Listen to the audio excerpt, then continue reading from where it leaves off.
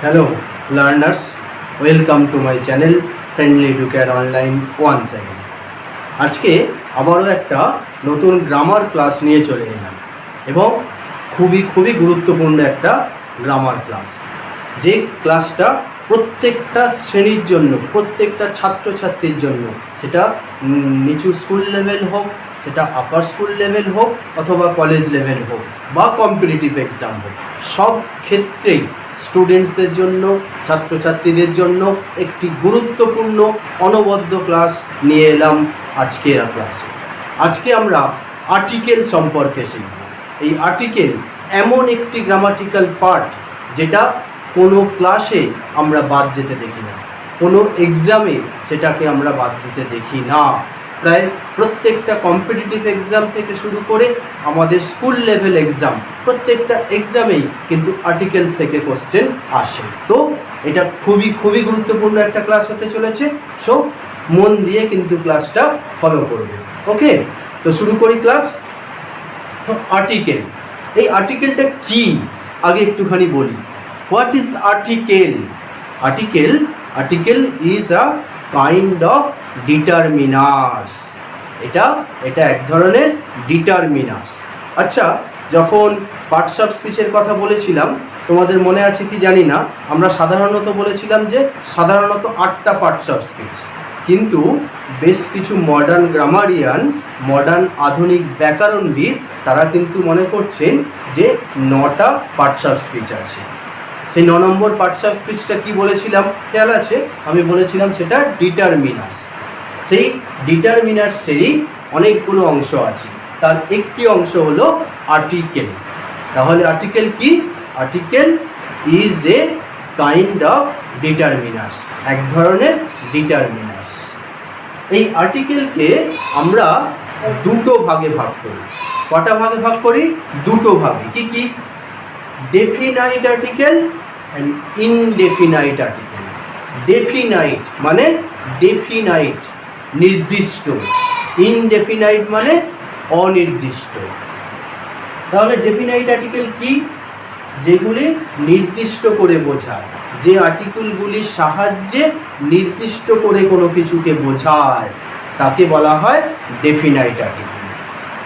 ঠিক তার উল্টো, যে আর্টিকেলগুলোর সাহায্যে নির্দিষ্ট করে বোঝায় না, তাকে বলা হয় ইনডেফিনাইট আর্টিকেল। ডেফিনাইট আর্টিকেল কি? ডি বা দা আর এ বা এন, এগুলো হলো ইনডেফিনাইট আর্টিকেল। এবার আসি এই আর্টিকেলটি কোথায় বসে।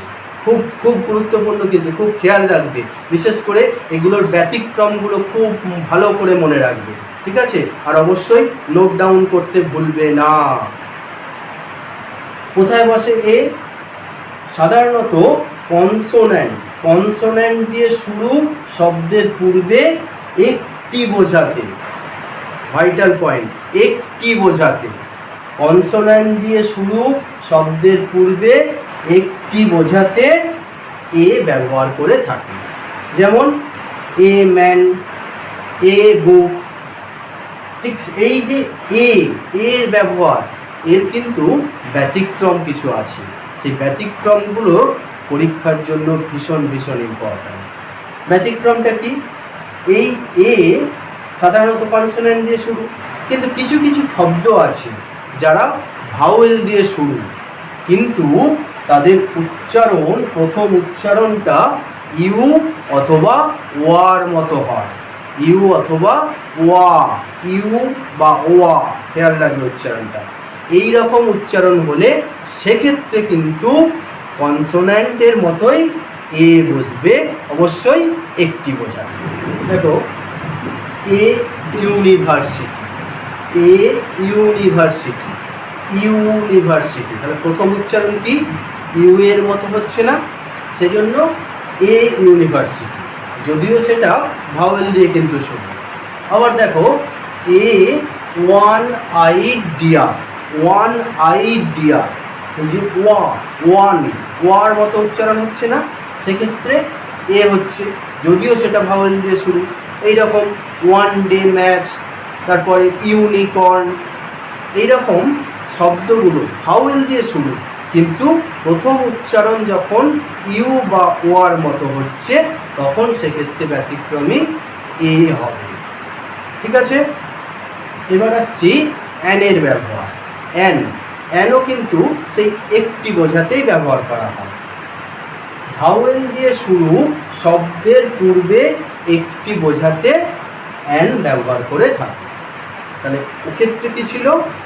কনসোন্যান্ট দিয়ে শুরু, এক্ষেত্রে ভাওয়েল দিয়ে শুরু। ভাওয়েল দিয়ে শুরু, যেমন দেখো অ্যান আইসক্রিম, এই যে আইসক্রিম, আইসক্রিম আইসক্রিম আই, সেই জন্য an. An and and and, এই যে এ ভাওয়েল দিয়ে শুরু, সেই জন্য অ্যান। কিন্তু এরও ব্যতিক্রম আছে, ঠিক যেমন এর ব্যতিক্রম ছিল, অ্যানের ক্ষেত্রেও ব্যতিক্রম আছে। কিছু শব্দ আছে যেগুলো কনসোন্যান্ট দিয়ে শুরু, কিন্তু তাদের প্রথম উচ্চারণ অ বা অ্যা বা আ এই রকম শোনায়, সেক্ষেত্রে কিন্তু আমরা অ্যান ব্যবহার করে থাকি, অবশ্যই একটি বোঝাতে। যেমন দেখো an hour, an hour, hour উচ্চারণ আয়ের মতো আসছে, যদিও সেটা এইচ এই কনসোন্যান্ট দিয়ে শুরু। ঠিক সেরকম অ্যান অনেস্ট ম্যান, তাহলে এইচ দিয়ে শুরু, অনেস্ট ম্যান কিন্তু আমরা বলি না, অনেস্ট ম্যান, অ এর উচ্চারণ আসছে, সেই জন্য অ্যান বসেছে। এবার দেখো দা, দা এটা একটা ডেফিনাইট আর্টিকেল। এই দা বা দি এটা কোথায় বসে?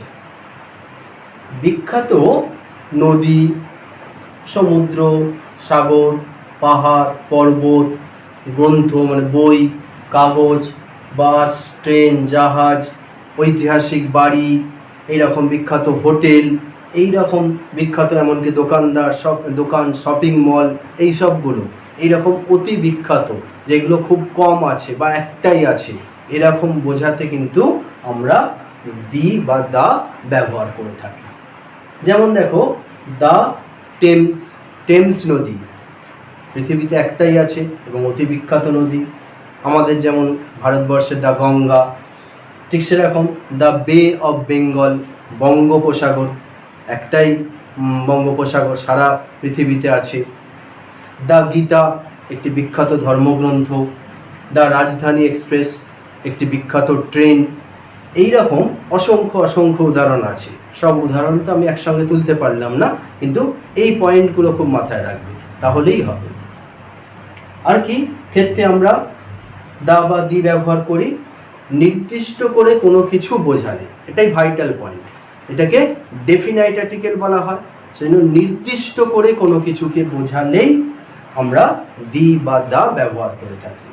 যেমন দেখো এই যে the man, the man, the tree, যখন দ্য ম্যান বলছি তখন নির্দিষ্ট করে একটি লোককে বোঝাচ্ছি।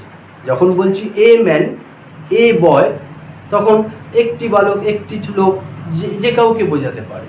কিন্তু যখন বলবো দ্য ম্যান বা দ্য বয়, তখন কিন্তু নির্দিষ্ট করেই একটা লোককে বোঝাবে। যখন বলছি দ্য ট্রি, তখন ওই নির্দিষ্ট করে ওই গাছটিকেই কিন্তু বোঝাচ্ছে। আর কি ক্ষেত্রে? দেখো নির্দিষ্ট করে কোনো জাতি বা গোষ্ঠীকে বোঝায়, নির্দিষ্ট করে কোনো জাতি বা গোষ্ঠীকে বোঝায়। যেমন দেখো আমরা বাঙালি, তাহলে বাঙালি, তাহলে পশ্চিমবঙ্গে যারা বাসিন্দা বাঙালি। আবার ভারতীয়, তাহলে নির্দিষ্ট করে যারা ভারতবর্ষে বসবাস করে তাদের ভারতীয় বলে। ঠিক সেরকম পাকিস্তানি, আমেরিকান, এইরকম। আবার দেখো নির্দিষ্ট করে এরকম জাতি বোঝাতে, যেমন দেখো ধরো পাঞ্জাবি, ধরো উড়িয়া, এইরকম নির্দিষ্ট করে তাহলে জাতি বোঝাচ্ছে।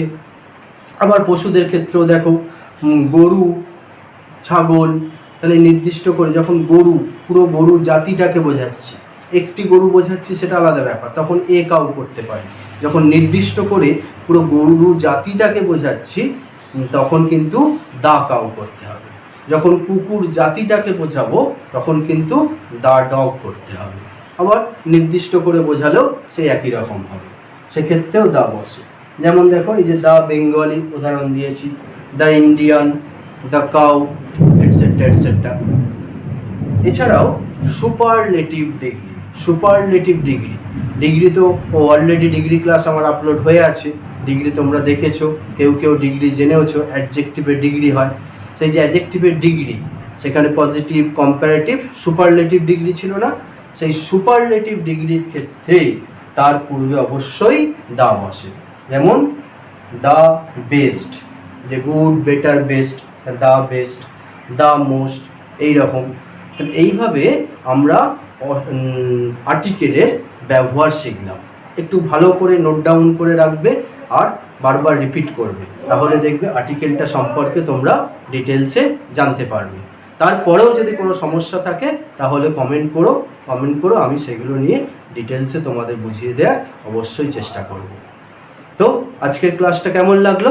আশা করি ভালো লেগেছে। তো যদি ভালো লেগে থাকে তাহলে অবশ্যই যারা নন সাবস্ক্রাইবার তারা কিন্তু সাবস্ক্রাইব করে নিও, আর যারা সাবস্ক্রাইবার তাদেরকে ধন্যবাদ তো জানালাম, আর বন্ধুদের মাঝে শেয়ার করে দিও বেশি বেশি করে। ওকে, আজকের মতো বাই বাই।